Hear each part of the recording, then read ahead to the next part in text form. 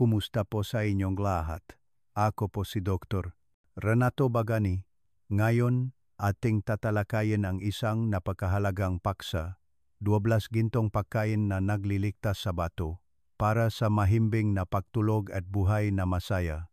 Sa buong paglalakbay sa malusog na buhay, marahil kakaunti sa atin ang nakakapansin sa dalawang bato. Ang organ na ito ay tahimik ngunit may kritikal na papel sa kalusugan. Ang bato ay hindi lamang isang epektibong filter ng dugo kundi tumutulong din sa katawan na mapanatili ang homeostasis, kontrolin ang presyon ng dugo, gumawang red blood cells, at regulahin ang dami ng tubig, asin, at mahahalagang electrolyte sa dugo.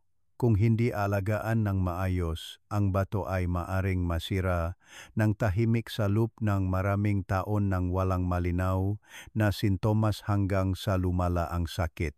Lalo na sa edad na 50 pataas, mas kailangan nating bigyang pansin ang pagprotekta sa function ng bato upang maiwasan ang kidney failure, isang chronic disease na nagdudulot na matinding panghihina at magastos na paggamot.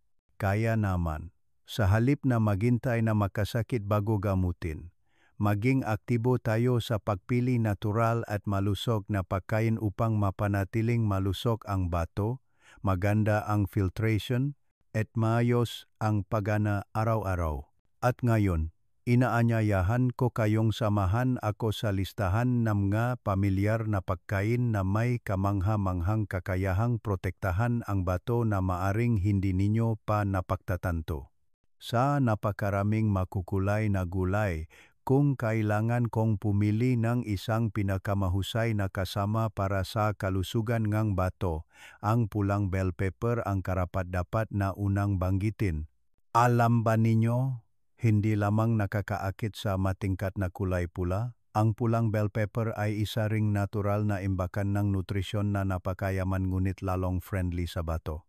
Ito ay isang bagay na hindi lahat ng gulay ay mayroon. Ang pangunahing sangkap sa pulang bell pepper ay ang mataas na nilalaman ng bitamina A, C, B6 at folic acid. Ang mikronutrient na ito ay mahalaga upang mapalakas ang immune system, maiwasan ang impeksyon at labanan ang pagtanda ng selula. Pinakamahalaga, ang prutas na ito ay napakababa sa potassium na napakababagay para sa mga may mahinang bato o sumasailalim sa dialysis. Dahil kung labis ang pag-inom ng potassium, mahihirapan ang katawan na alisin ito at maaring humantong sa mapanganib na komplikasyon tulad ng hyperkalemia. Hindi lamang iyon, ang bitamina C sa bell pepper ay tumutulong din na i-neutralize ang free radicals, binabawasan ang oxidative stress, isa sa mga sanhing pinsala sa selulang bato. Ang bitamina A naman ay tumutulong protektahan ang urinary tract, ang unang lugar na tumatanggap ng ihi na inilalabas ng bato. Bukod pa rito, ang fiber sa pulang bell pepper ay sumusuporta sa panunaw, nagpapababa ng cholesterol, nagpapapanatag ng sugar level sa dugo, mga salik na malapit na naugnay sa pangmatagalang function ng bato. Isa pang plus point ay ang pulang bell pepper ay napakababa sa calories, na tumutulong kontrolin ang timbang ng epektibo, isang mahalagang salik sa pag-iwas sa chronic kidney disease. Maaari kayong magdagdag ng isang tasang tinatat na pulang bell pepper sa inyong pagkain ilang beses sa isang linggo, ihalo sa salad, igisa, iluto sa sabaw o kainin ng hilaw. Ito ay masarap at nakapagpapalusog sa bato, kaya karapat-dapat itong idagdag sa inyong menu, hindi ba? At kung ang pulang bell pepper ang nangungunang kinatawan mula sa kategorya ang gulay, ngayon naman, samahan ninyo ako upang patuloy na tuklasin ang maliliit na prutas na may napakahusay na kakayahang panlaban sa oxidative stress.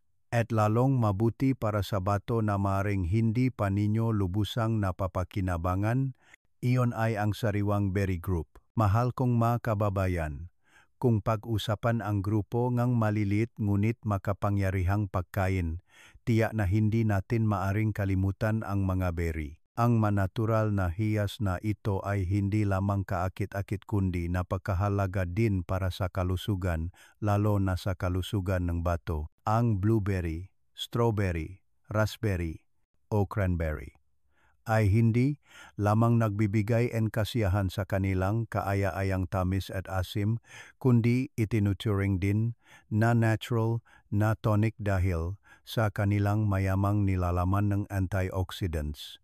Ang berry na ito ay naglalaman ng maraming bitamina C, isang malakas na antioxidant na tumutulong protektahan ang mga selula ng bato mula sa epekto ng free radicals at maiwasan ang chronic inflammation, isang mahalagang salik na nag-ambak sa pakbabangang function ng bato.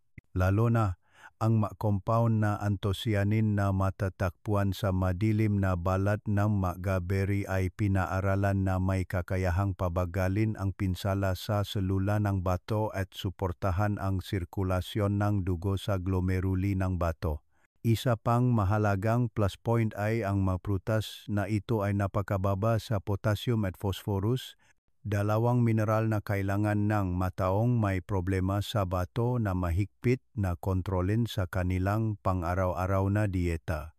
Ang may dieta na may limitadong potassium ay ang berry ang ligtas, masarap at madaling gamiting pagpipilian. Ang cranberry, isang espesyal na miyembrong grupong ito, ay mayroon ding kakayahang pigilan ang bakterya na dumikit sa urinary tract, na tumutulong maiwasan ang urinary tract infection, UTI, isang kondisyon na maaring humantong sa impeksyon sa bato kung hindi gagabayan ng maaga. Sa lahat ng mga benepisyong ito, araw-araw ay maaari kayong kumain ng isang tasang berry na may yogurt, ibisik sa cereal, gumawang smoothie, o simpleng kainin bilang dessert.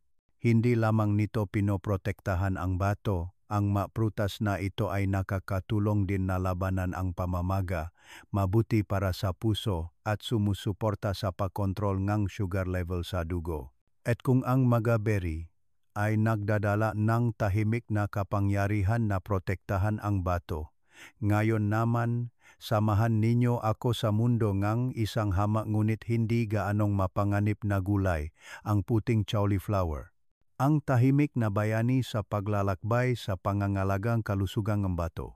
Mahal kong mga kababayan, sa pamilyar na kusina ang bawat pamilya, mayroong isang uri ng gulay na tila napakasimple ngunit ito ang gintong sikreto sa pagpapanatiling malusog ng bato araw-araw. Iyan ay ang puting cauliflower. Hindi komplikado, walang matingkat na kulay.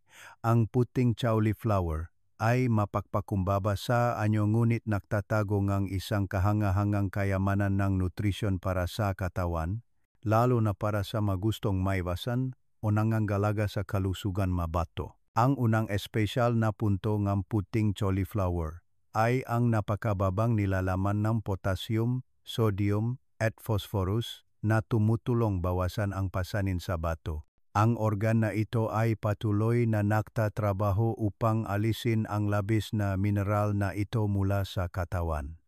Para sa mga may mahinang function ng bato, ang pagkain ng puting cauliflower ay isang ligtas at malusog na pagpipilian.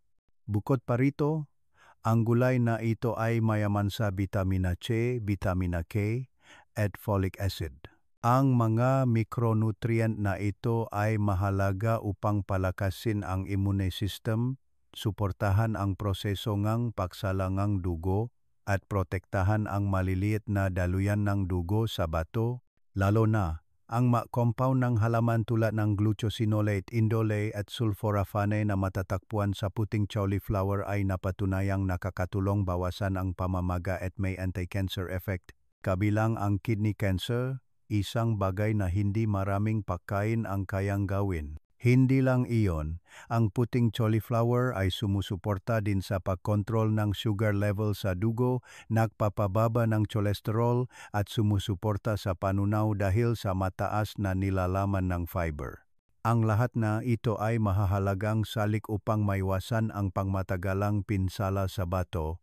Maaari kayong kumain ng pinakulo, steamed, igisa o nilagang puting cauliflower ilang beses sa isang linggo. Simple ngunit napakabisa.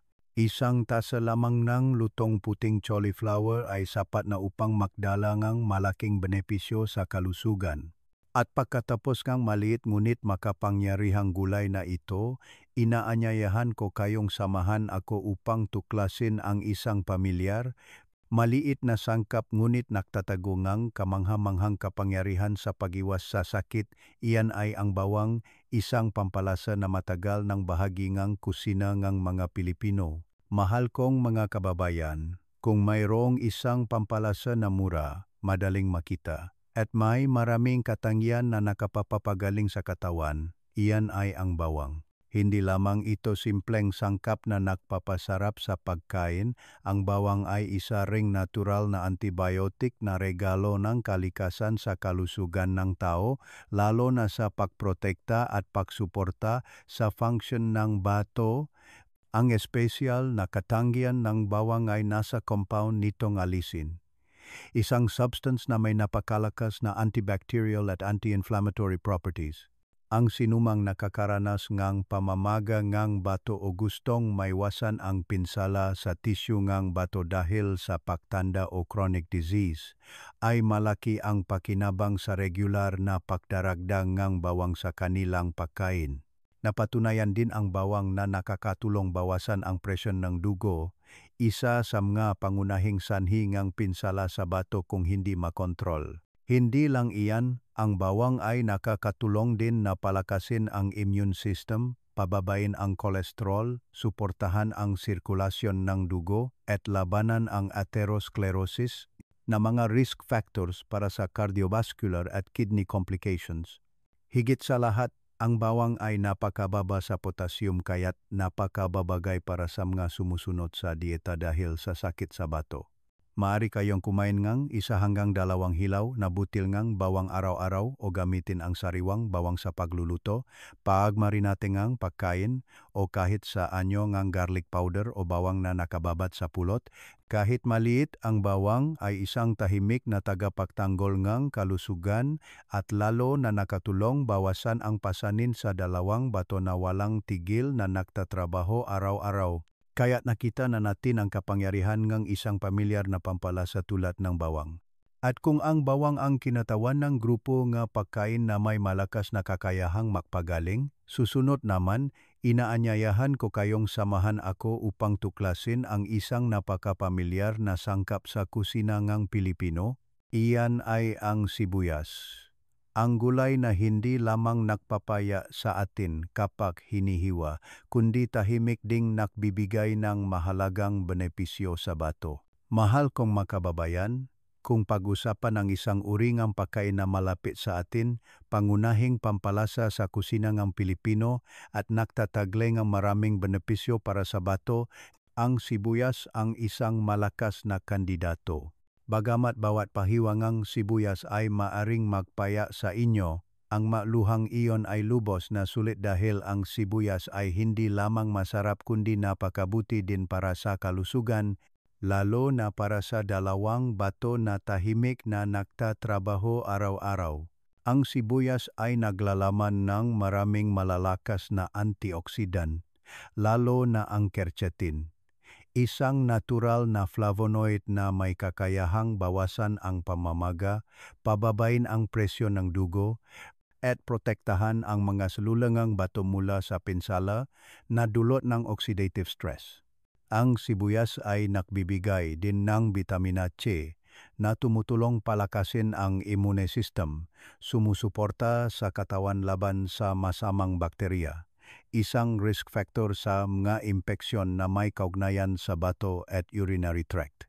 Hindi lang iyan, ang sibuyas ay isa ring mahusay na source ng prebiotics, isang uri ng fiber na tumutulong pakainin ang beneficial bakterya sa bituka.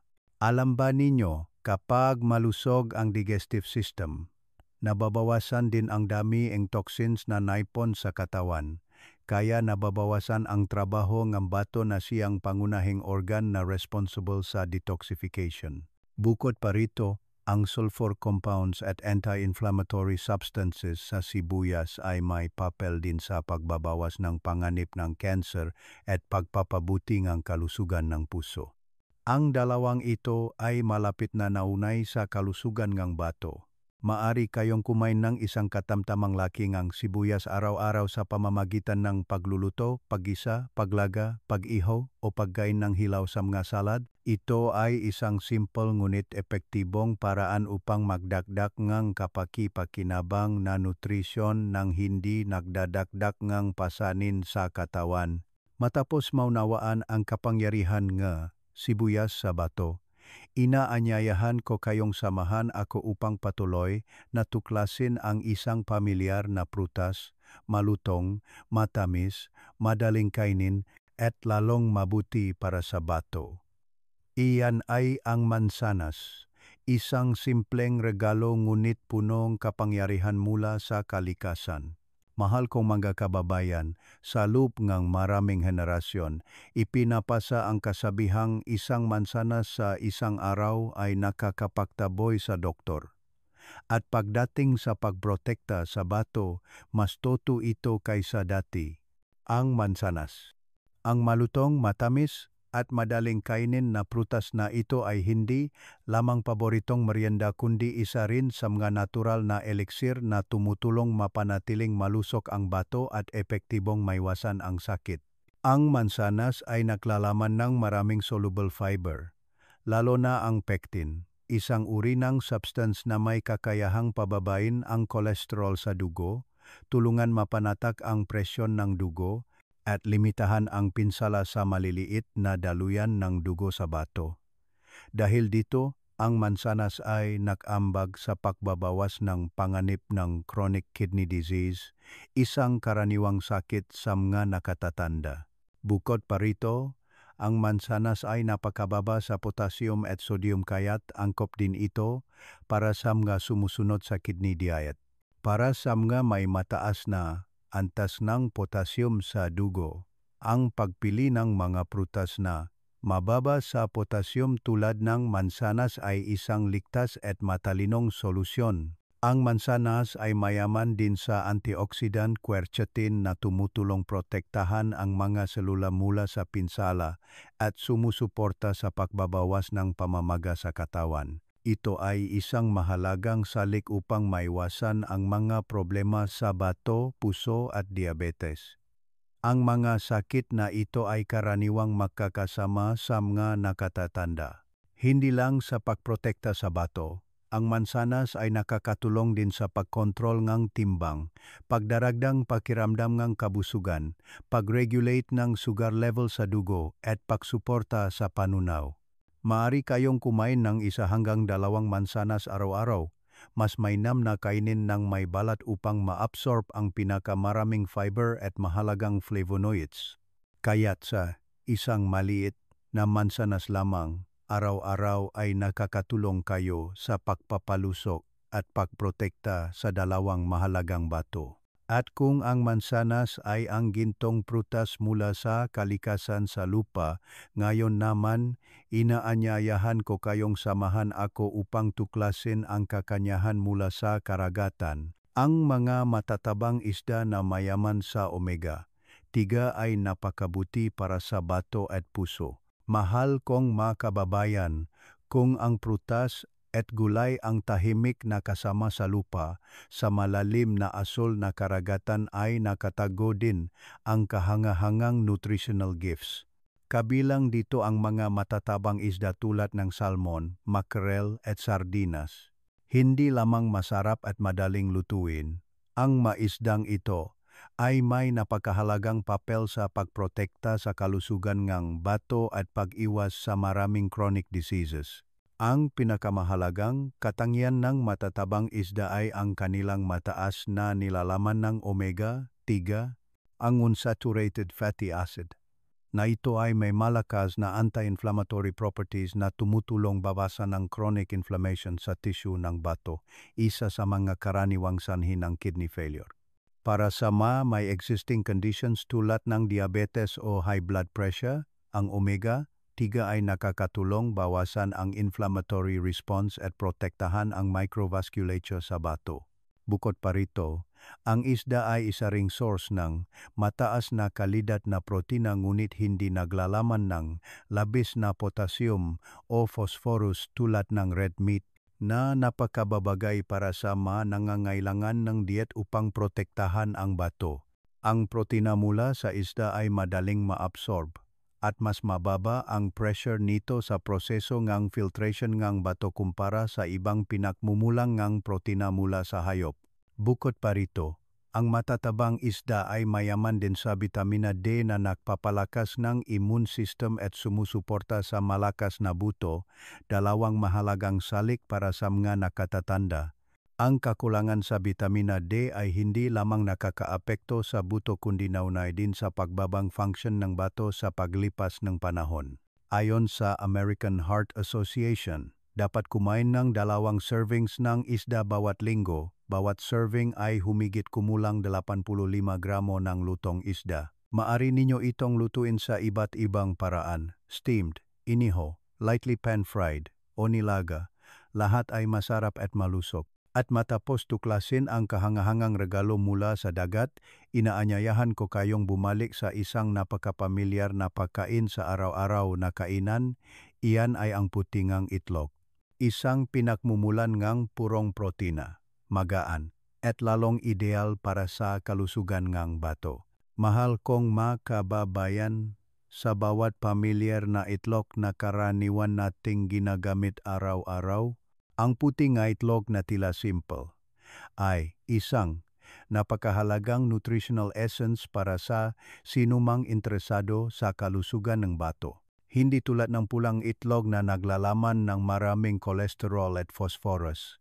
Ang puting itlog ay nagbibigay ng pinagkukunan ng purong protina, madaling maabsorb at lalong ligtas para sa may sakit sa bato. Ang pinakamahalagang katangian ng puting itlog ay ang kakayahang magbigay ng lahat ng mahahalagang amino acid na tumutulong sa pagre-regenerate ng tissue, pag-repair ng pinsala sa selula, at pagsuporta sa pagpapanatiling kalamnan. Ito ay napakahalaga para sa mga nakatatanda at sa mga nasa prosesong pagaling mula sa sakit na may kaugnayan sa bato, dahil ang katawan ay kailangan ng sapat na protina ng hindi na nadaragdag ng pinsala sa function ng filtration ng bato. Hindi lang iyan, ang puting itlog ay halos walang taba, walang kolesterol, mababa sa calories, at napakababa sa potassium, na tumutulong sa inyo na madaling makontrol ang timbang at presyon ng dugo.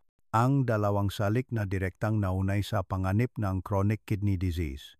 Bukod pa rito, ang puting itlog ay naglalaman ng malaking halaga ang B vitamins, lalo na ang bitamina B2 riboflavin at selenium. Ang mga nutrient na ito ay mahalaga para sa metabolismo, pagprotekta sa mga selula mula sa oxidative damage, at pagsuporta sa epektibong paggana ng immune system. Maaari kayong magdagdag ng puting itlog sa inyong dieta ilang beses sa isang linggo sa pamamagitan ng pagpapakulo, pag-steam, pagprito ng kaunting mantika, o pagluluto kasama ang magulay. Ito ay isang magaan ngunit masustansyang pagkain, angkop para sa lahat ng edad, lalo na sa mga nangangailangan ng malusog na dieta para sa bato. At pagkatapos na pagkaing mayaman sa purong protina na ito, inaanyayahan ko kayong ipagpatuloy ang paglalakbay sa pagtuklas ng isang grupo ng maliliit ngunit makapangyarihang pagkain, ang almond nuts. Ang malutong at masarap na mani na tumutulong suportahan ang kalusugan ng puso, magpatatak ng sugar level sa dugo, at mag-ambag sa pangmatagalang proteksyon ng bato. Mahal kong makababayan, kapag binanggit ang mga nutritional nuts, ang almond ay laging itinuturing na reyna sa mundo nga mani hindi lamang dahil sa kaakit-akit nitong bango at lasa kundi dahil din sa napakaraming nutrisyon, lalo na kapakipakinabang para sa kalusugan ng puso at pagsuporta sa function ng bato. Gayunpaman, kapag ginagamit ang mani na ito, kailangan din ninyong tandaan ang ilang mahahalagang bagay, lalo na sa mga may problema sa bato. Ang almond ay naglalaman ng maraming monounsaturated fat, Ang uri ng fat na nakakapababang bad cholesterol, nagpapatatang sugar level sa dugo, at nagpapabuting kalusugan ng puso, kaya't direktang nakakatulong bawasan ang presyon sa bato. Kasabay nito, ang almond ay mayaman din sa antioxidants, lalo na nakatuon sa panlabas na brown skin, na tumutulong protektahan ang mga selulang bato mula sa pinsala na dulot ng free radicals. Bukod pa rito, ang almond ay naglalaman din ng fiber at plant protein na nagbibigay ng pakiramdam ng kabusugan, sumusuporta sa pagkontrol ng timbang. Isang mahalagang salik sa pag-iwas sa mga chronic diseases na nakakapekto sa bato. Gayunpaman, ang kailangan ninyong lalo na tandaan ay ang mataas na nilalaman ng phosphorus sa almond. Para sa mga may maluso na bato, ang phosphorus mula sa almond ay maaaring mag-ambag sa pagsuporta sa function ng filtration ng dugo. Ngunit para sa mga may chronic kidney disease, ang labis na phosphorus ay maaaring maipon at magdulot ng malubhang komplikasyon. Kaya naman, ang payo ay dapat kayong kumain ng humigit kumulang 20 hanggang 23 almond nuts araw-araw. Maring kainin ng hilaw, lightly roasted ng walang asin, gamitin bilang nut butter o nut milk, ngunit mangyaring kumonsulta sa doktor kung sumusunod sa mahigpit na dieta dahil sa sakit sa bato. At matapos maunawaan ang tungkol sa almond, isang uringang mani na masustansya at kailangang gamitin ng tama, inaanyayahan ko kayong ipagpatuloy ang paglalakbay sa paghahanap ng maluso na taba mula sa halaman. Iyan ay ang olive oil. Ang mahalagang likidong ginto sa pagprotekta sa puso, pagkontrol ng pamamaga, at pagsuporta sa bato ng banayad at pangmatagalan.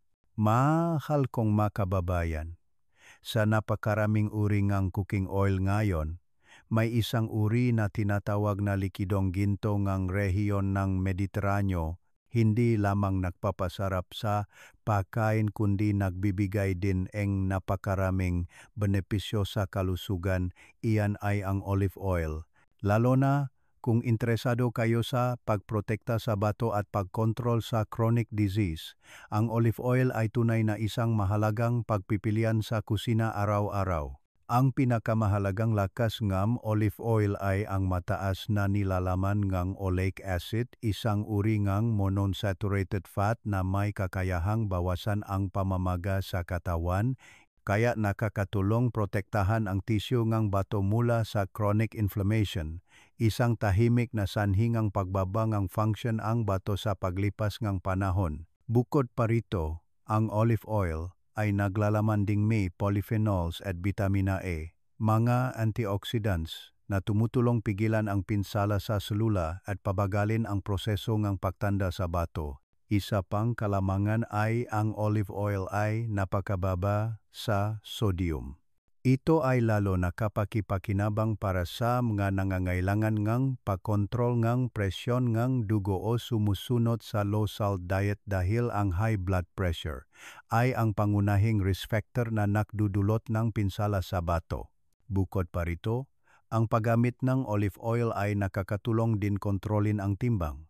Dahil kahit mataas sa enerhiya, nagbibigay itong pakiramdam kabusugan at hindi gaanong nagdudulot ng pagtaba kung ginagamit sa tamang dami. Ang payo ay maaari kayong gumamit na humigit kumulang 2 kutsara ng olive oil araw-araw para sa salad dressing, ibuhos sa tinapay, o gamitin bilang kapalit ng karaniwang cooking oil sa inihaw o steam dishes. Masarap at mabuti para sa puso, presyon ng dugo, at function ng bato. Talagang isang bala, maraming ibon. At pagkatapos ng mahalagang likidong ginto na ito mula sa kalikasan, inaanyayahan ko kayong ipagpatuloy ang paglalakbay sa pagtuklas ng isang simpleng pagkain, matamis at lalong mabuti para sa pangkalahatang kalusugan.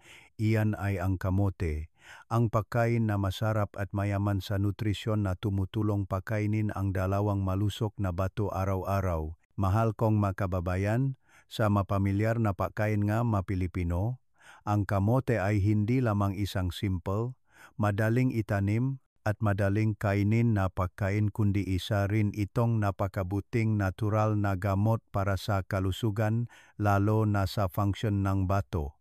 Maraming paaral ang nagpakita na kung gagamitin ang kamote ng tama at makatwiran, maari kayong makakuha ng maraming kahangahangang benepisyo na dala ng matamis na ugat na ito. Una, ang kamote ay mayaman sa potassium na tumutulong i-regulate ang presyon ng dugo, suportahan ang muscle contraction, at mapanatili ang water balance sa katawan. Ngunit ang espesyal na katangian ay ang kamote ay mayaman din sa magnesium, isang mineral na tumutulong bawasan ang akumulasyon ng potassium sa dugo.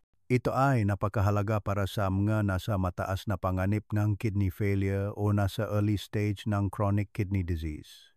Hindi lang iyan, ang kamote ay naglalaman ng beta-carotene, isang precursor ng vitamina A, isang malakas na antioxidant na may kakayahang protektahan ang mga selulang bato mula sa pinsala na dulot ng free radicals. Ito ay isang natural na paraan upang pabagalin ang proseso ng pagbaba ng function ng bato.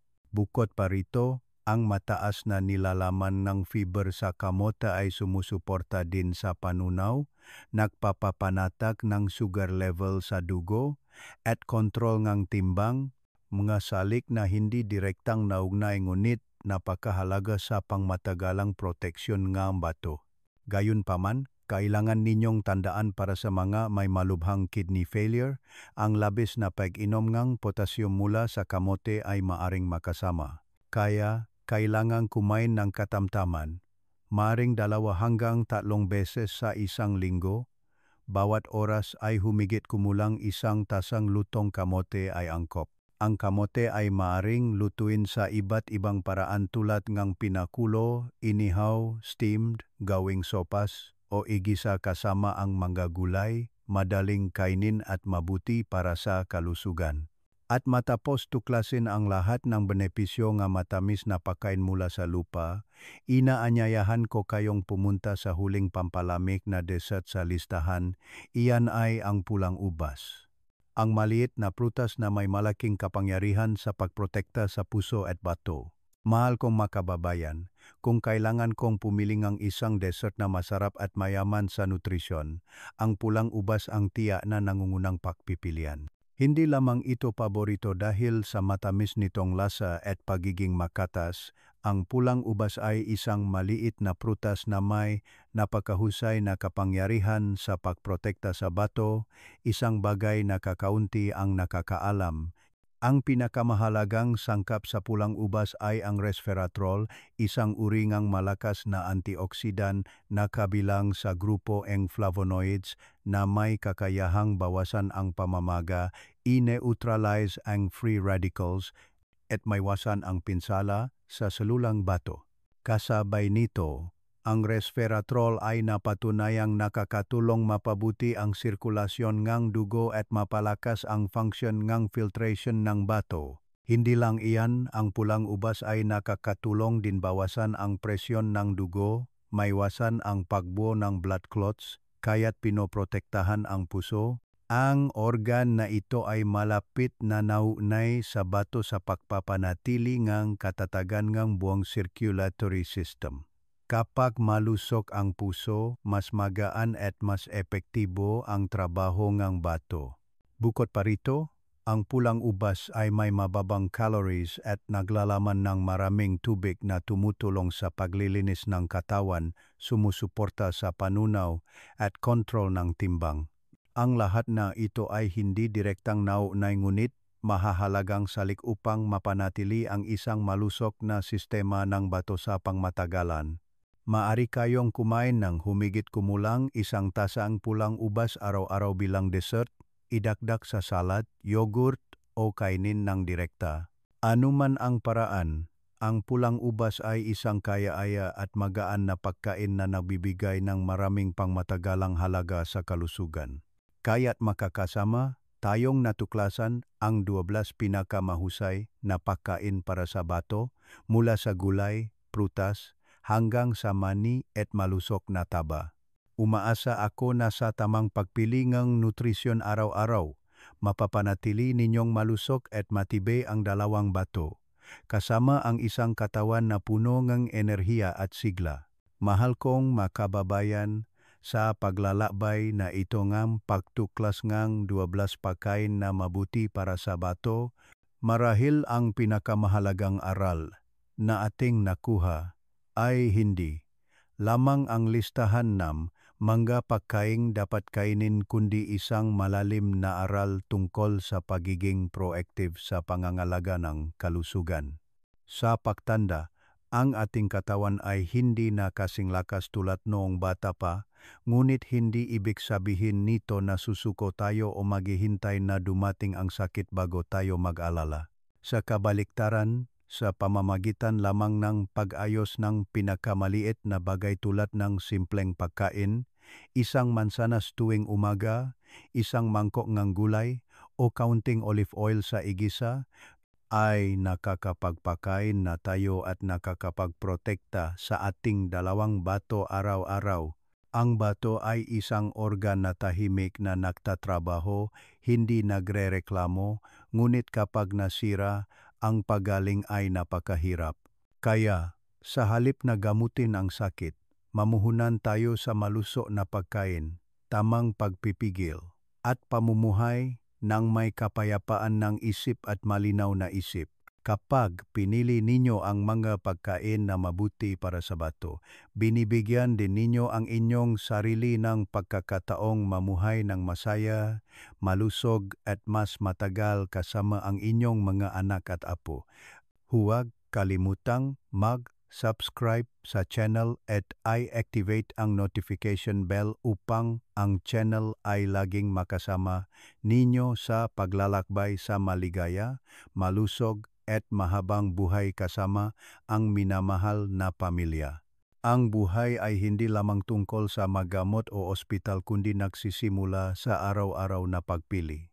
Ano ang kakainin, ano ang isipin, at paano mamuhay? Kung naiintindihan lamang natin ang halagang kalusugan, ang bawat pagkain ay maring maging isang gamot na nakapagpapalusog, at bawat pagpili ay maring maging isang matatag na hakbang sa paglalakbay sa malusog, mahaba, at makabuluhang buhay.